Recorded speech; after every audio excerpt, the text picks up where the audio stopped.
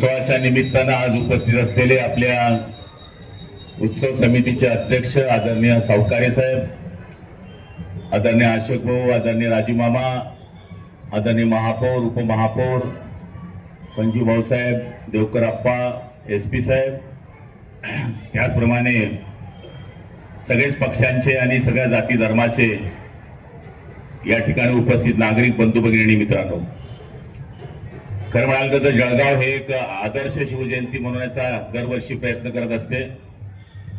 शिवजयंती आपण प्रत्येक गावामध्ये, प्रत्येक खेड्यामध्ये मनवतो, पण शहरामध्ये शंभूदादांनी सांगितल्याप्रमाणे सगळ्या जाती धर्माचे लोक एकत्र येऊन आपल्या राजाला नतमस्तक होत असतात. शिवाजी महाराज हा आमचा श्वास आहे, आमचा प्राण आहे. आणि आज आपण बघतोय की उत्सव समिती दरवर्षी वेगळे उपक्रम साजरे करत असताना आपलं जळगाव कसं एक संघ राहील याचा सुद्धा प्रयत्न करत असते.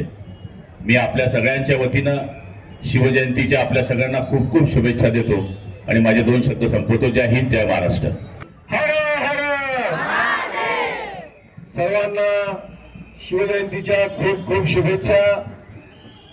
मी आधी या समितीचं मनापासून आभार व्यक्त करतो की एवढा मोठा मान सन्मान मला दिला. आजच्या कार्यक्रमासाठी आपले पालकमंत्री गुलाब भाऊ, अशोक भाऊ पण इथे आहेत, महापौर पण आहेत, उपमहापौर पण आहेत, आमचे मित्र राजू मामा आहेत, सर्वच स्टेजवरची मंडळी. ही परंपरा जी सुरू झालेली आहे शहरामध्ये की सर्वच पक्षाच्या लोकांनी मिळून छत्रपती शिवाजी महाराजांचा एक उत्सव साजरा करायचा, ही एक चांगली प्रथा सुरू झालेली आहे. कारण देशाचे जे महापुरुष आहे, वीर आहेत, हे कुठल्याही जाती धर्मात त्यांना बांधता कामा नये.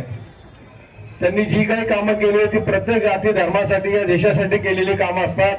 आणि विशेषतः छत्रपती शिवाजी महाराज ज्यांनी आपल्या देशाला हिंदुत्वाची कास दिली, आपला धर्म जागृत ठेवला, आपले संस्कार जागृत ठेवले आणि आज हिंदू म्हणून आपण अभिमानाने जगतोय, ते केवळ छत्रपती शिवाजी महाराज यांची कृपा आहे.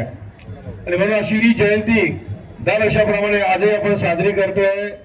सर्वच शाळेचे विद्यार्थीच्या सहभागी झालेले आहेत, सगळ्या पक्षांचे सर्वच लोक सगळ्या स्तरावरचे इथे सामील झालेले आहेत.